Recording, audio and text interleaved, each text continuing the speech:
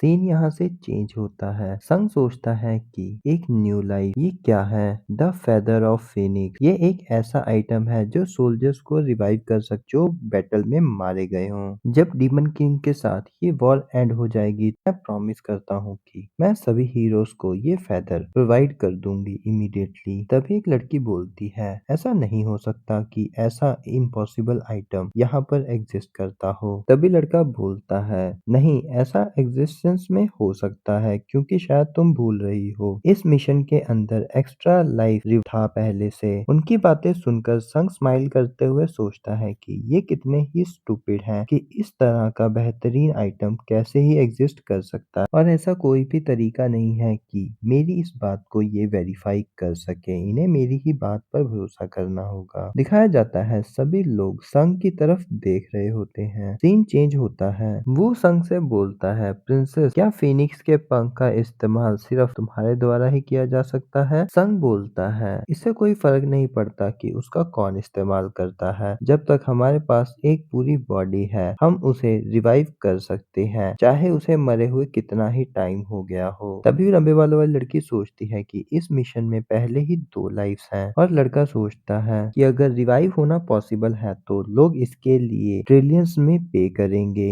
और सभी लोग एक साथ मन में सोचते हैं कि हम डेफिनेटली इसे हाई प्राइस में बेच सकते हैं। संग स्माइल करते हुए उनसे बोलता है, मैं ना केवल तुम्हें फीनिक्स फेदर प्रोवाइड करूंगी बल्कि इसके अलावा वो सारे ट्रेजर भी दूंगी जो तुम डिजर्व करते हो। बस इसके अलावा मुझे चाहिए कि तुम डीमन किंग को हरा दो। और सीरियस फेस बनाते हुए बोलता है, मैं उसे ये रूइन ब्लेड दूंगा, ये एक रॉयल फैमिली ट्रेजर है। तभी उस तलवार के स्टैट दिखाए जाते हैं जिसे देखकर सभी लोग हैरान हो जाते हैं और सोचते हैं, वेट अ मिनट, ये तो मिड टायर का लेजेंडरी वेपन है। दूसरा लड़का बोलता है, ये एक स्वॉर्ड है बट इसका माना एक्सपेंशन 200% है और इसकी एबिलिटी है हेल फायर को यूना। तभी लड़का बोलता है, अगर रिवॉर्ड ऐसे हैं तो थोड़ा सा रिस्क लेने में कोई प्रॉब्लम नहीं। लड़की भी बोलती है, हाँ, और हमें एक्स्ट्रा लाइफ भी मिल रही है तो हम यहाँ पर रिस्क तो ले ही सकते हैं। तभी एक लड़का बोलता है, बॉस, मुझे लगता है कि हम फ्रंटलाइन पर जाने के लिए सोच रहे हैं। पर ली कोई भी जवाब नहीं देता। तभी सोल्जर है कि मैं फ्रंट लाइन पर जा रहा हूँ, मुझे एक्स्ट्रा लाइफ कोई जरूरत नहीं है बट मुझे इस रूएन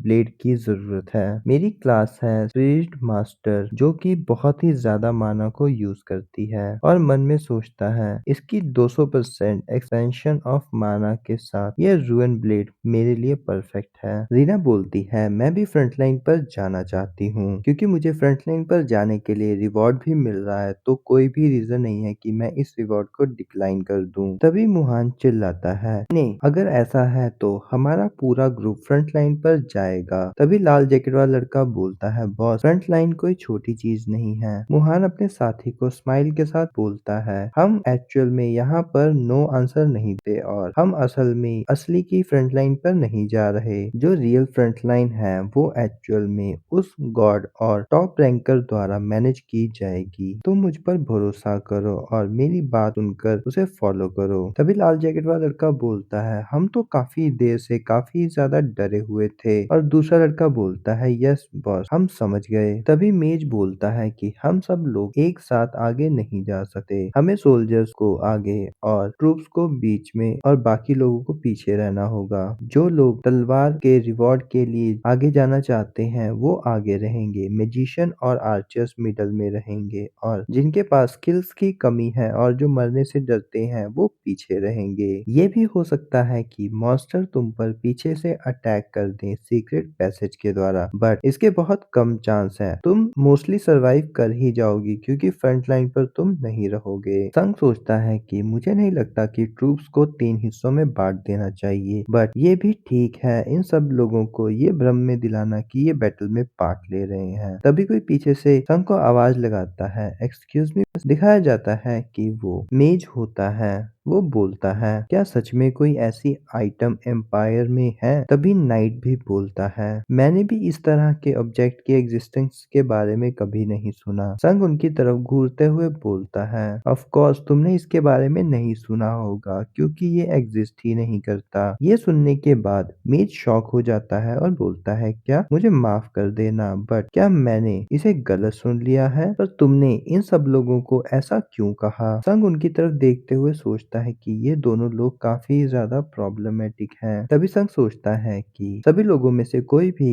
ये नहीं कि कोई एनपीसी झूठ बोल सकता है। सभी प्लेयर्स मेरी बातों पर विश्वास कर लेंगे, उनको लगेगा ये ट्रू है, बट मैं किसी भी एनपीसी को ट्रिक्स नहीं कर सकती अपनी बातों से। तभी संग उन दोनों से बोलता है, मेज और सर उनग्रम, अगर मैं उन लोगों से झूठ नहीं बोलती तो क्या तुम्हें लगता है कि वो हमारे साथ इस बैटलफील्ड में पार्ट लेते? मेरे पास कोई भी चॉइस नहीं था उन्हें झूठ बोलने के अलावा। देखो इसकी वजह से एटमॉस्फेयर भी चेंज हो गया है। तभी वो मेज संग की तरफ घूरते हुए बोलता है, मुझे नहीं पता कि तुम कब से इतने बेशर्म हो गए, क्योंकि दुनिया की सारी चीजें और सभी लिविंग बींग खतरे में है तो मैं ऐसा प्रिटेंड करूंगा मुझे कुछ पता ही नहीं है। संग बोलता है, अच्छा सर उग्रम आप अपने बारे में बताइए। तो उग्रम नाइट बिल्कुल शांत रहता है और अपना सिर हिलाते हुए बोलता है, पर उनसे झूठ बोलना गलत बात है। संग सोचता है कि ये कमीना इतनी जल्दी समझ नहीं रहा और संग बोलता है, उग्रम तो फिर मैं ज्यादा देर तक जिंदा नहीं रहने वाली हूँ इस तरह से तो। सर उग्रम बोलता है, प्रिंसेस इस तरह से आप मत बोलिए। संग बोलता है, मुझे इस दुनिया को बचाने के लिए अपने आप को सेक्रीफाइस करना होगा, ये मेरा फेट है मरना। मुझे कोई फर्क नहीं पड़ता कि मैं किस कॉस्ट के बाद अपने गोल्स को अचीव करती हूँ। और अपने मुंह पर हाथ रखते हुए बोलता है, क्या तुम थोड़ी देर के लिए शांत रह सकते हो? सरगर्म बोलता है, प्रिंसेस, और अपनी आंखें बंद कर चुपचाप खड़ा हो जाता है और आगे बोलता है, मैं तुम्हारे ऑर्डर्स को फॉलो करूंगा और जैसा आप चाहते हैं मैं वैसा ही करूंगा। ये सुनकर संग स्माइल करते हुए बोलता है, थैंक यू सो मच, तुम मुझ पर इतना ट्रस्ट कर रहे हो। तभी दिखाया जाता है कि मैजिशियन और सर उग्रम खड़े हुए होते हैं। तभी मैजिशियन उग्रम के कंधे पर हाथ रखते हुए बोलता है, तुम चिंता मत करो, प्रिंसेस ही हैं जो सबसे ज्यादा सफर करने वाली हैं अपने इस डिसीजन की वजह से।